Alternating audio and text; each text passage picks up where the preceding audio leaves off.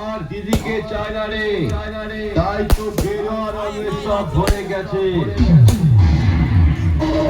বাংলা এবার দিয়েছে ডাক, তৃণমূল এবার শুয়ে থাক। বিজেপি এলো বাংলার মাটিতে, ভরসা নেই হাওয়ায় চটিতে।